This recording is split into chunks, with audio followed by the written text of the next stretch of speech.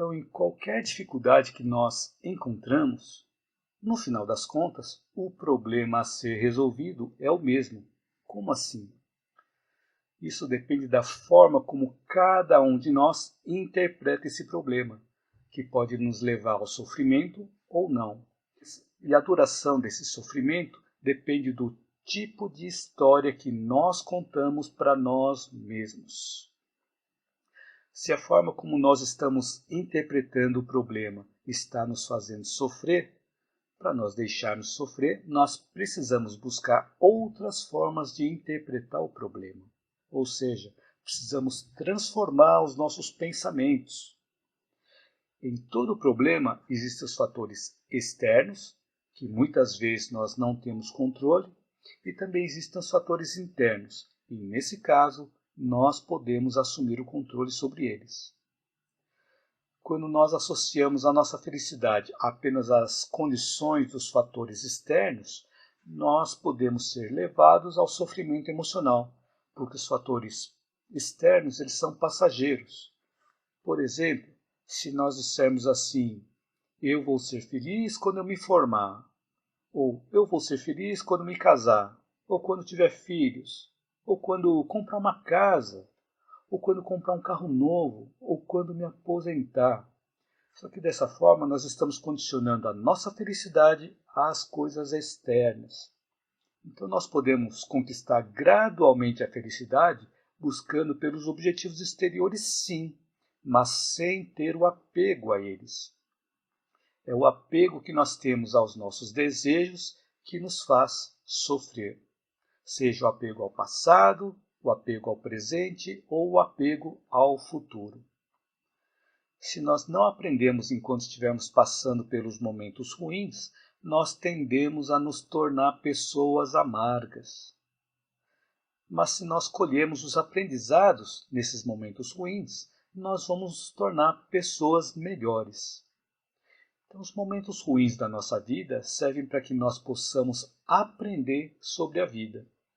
E os bons momentos servem para que nós possamos desfrutar a vida, ou seja, sentir o prazer pela vida.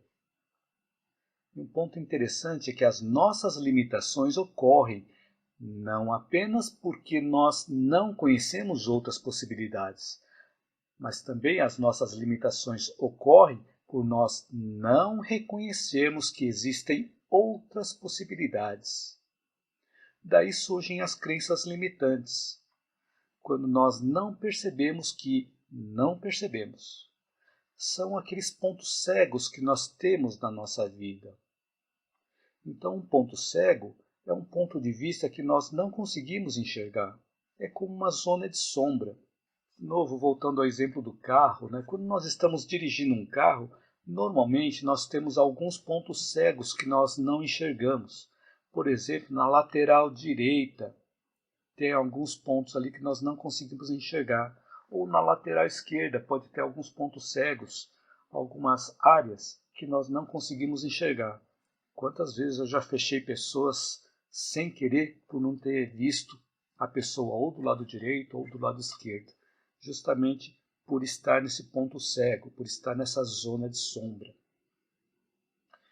Então, nos sistemas de telecomunicação, por exemplo, a comunicação por celular, quando nós estamos no meio de vários edifícios ou passando entre montanhas, às vezes o sinal de celular não pega nesse local. São chamados pontos cegos ou zonas de sombra. Na nossa vida, nós também temos pontos cegos e zonas de sombra.